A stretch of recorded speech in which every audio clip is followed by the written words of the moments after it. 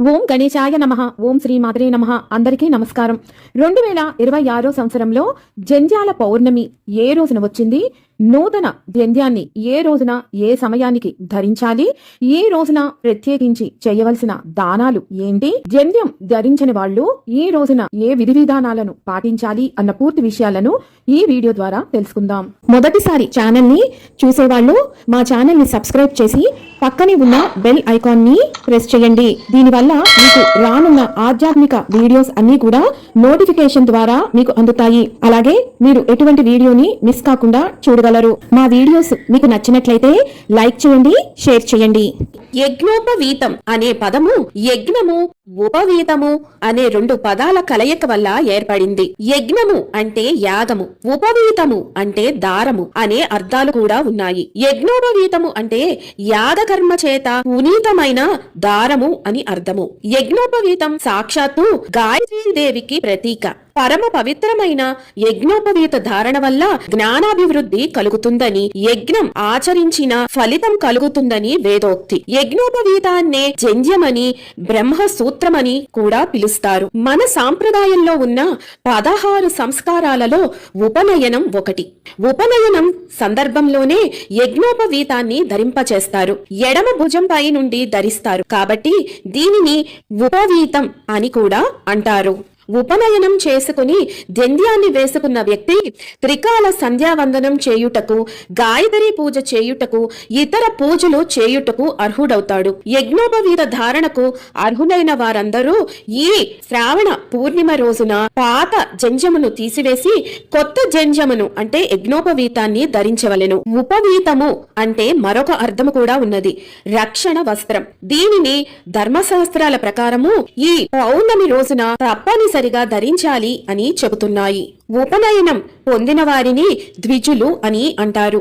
యజ్ఞోపవీతం పరమ పవిత్రమైనది. ఇది ప్రజాపతి అయిన బ్రహ్మతో కలిసి పుట్టిందని, యజ్ఞోపవీతాన్ని నవతంతువులతో అనగా 9 దారపు పోగులతో నిర్మించాలని, ఒక తంతువునకు ఒక్కొక్క దేవత ఉంటాడని స్మృతుల కథనం. మొదటి తంతువులో ఓంకారం, 2వ తంతువులో అగ్నిదేవుడు, 3వ తంతువులో నాగదేవత, 4వ తంతువులో సోమదేవుడు, 5వ తంతువులో పితృదేవతలు, 6వ తంతువులో బ్రహ్మదేవుడు, 7వ తంతువులో వాయుదేవుడు, 8వ తంతువులో సూర్యుడు, 9వ తంతువులో మిగిలిన దేవతలు ఉంటారట. యజ్ఞోపవీతం 96 కొలతలతో కూడి ఉండాలి అని వశిష్ఠ స్మృతి ప్రమాణంగా తెలియజేసింది. 4 వేదాలలోనూ గాయత్రి మంత్రం 24 అక్షరాలుగానే ఉపదేశించారు. ఆ మంత్రంలోని అక్షరాల సంఖ్యకు 4గింతలుగా అంటే 96 తంతువులుగా యజ్ఞోపవీతాన్ని నిర్మించుకుని ధరించాలి అని ఉపదేశం. ఇంతటి మహిమాన్వితమైన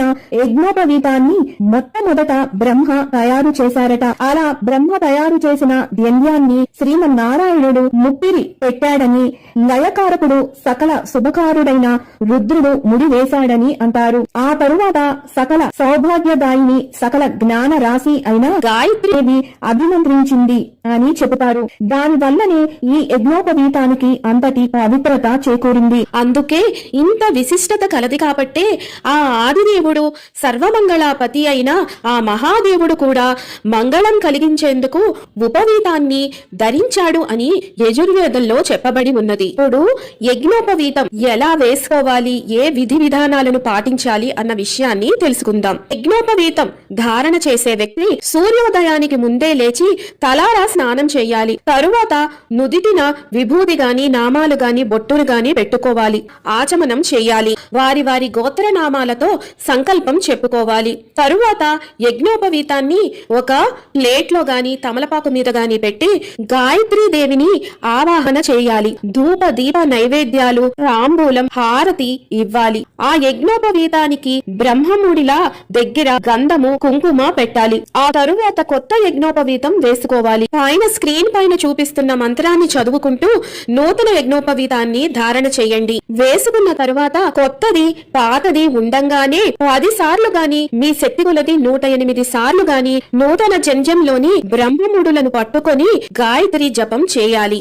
ఆ తరువాత పాత యజ్ఞోపవీతాన్ని మీ ఆచారాల్ని బట్టి పైనుంచి గాని కింద నుంచి గాని తీసేయాలి. తీసేసిన యజ్ఞోపవీతం ఎవ్వరూ తొక్కని ప్రదేశంలో గాని పారే నీటిలో గాని వేసేయాలి. ఈ రోజున ముఖ్యంగా నూతన జంధ్యం ధరించిన వారు సప్త ఋషులను సూర్య భగవాను ప్రార్థించాలి. ఆ తరువాత వీలు ఉంటే వేద పండితులకు స్వయం పాకం, దక్షిణ, వస్త్రాలు లేదా యజ్ఞోపవీతాన్ని దానం ఇస్తే చాలా మంచిది. యజ్ఞోపవీతం ధరించని వాళ్ళు ఈ రోజున ఏం చేయాలి అంటే గనక గాయత్రి అమ్మవారికి పూజ చేసుకోవాలి. యథాశక్తి కొలది గాయత్రి మంత్రాన్ని జపించాలి. 2026 సంవత్సరంలో జంధ్యాల పౌర్ణమి లేదా శ్రావణ పౌర్ణమి స్వస్తి శ్రీ చాంద్రమాన శ్రీ పరాభవ నామ సంవత్సరం దక్షిణాయనం వర్ష ఋతువు శ్రావణ మాసం శుక్లపక్షం పౌర్ణమి తిథి ప్రారంభం 27 ఆగస్టు 2026 గురువారం ఉదయం 8:28 నుంచి పౌర్ణమి తిథి ప్రారంభమై 28 ఆగస్టు 2026 శుక్రవారం ఉదయం 9:14 వరకు ఈ తిథి ఉన్నది. జంధ్యాల పౌర్ణమిని నిర్వహించుకోవాల్సిన తేదీ 28 ఆగస్టు 2026 శుక్రవారం రోజున. ఈ రోజున నక్షత్రం శతభిషం రాత్రి తెల్లవారుజామున 3:52 వరకు ఉన్నది. ఈ రోజున నూతన యజ్ఞోపవీత ధారణ చేయవలసిన శుభ సమయం తెల్లవారుజామున 5:47 నుండి ఉదయం 8:17 లోపు. ఈ సమయంలో కుదరని వాళ్ళు ఉదయం 9:08 నుండి ఉదయం 10:19 లోపు మీరు నూతన యజ్ఞోపధారణ చేయవచ్చు. ఈ సమయంలో పౌర్ణమి గడియలు లేనప్పటికీ సూర్యోదయ సమయానికి పౌర్ణమి తిథి ఉన్న కారణాన ఈ రోజంతా కూడా పౌర్ణమి కిందే పరిగణింపబడుతుంది. కాబట్టి ఈ సమయంలో కూడా నూతన యజ్ఞోపవీత ధారణ చేయవచ్చు.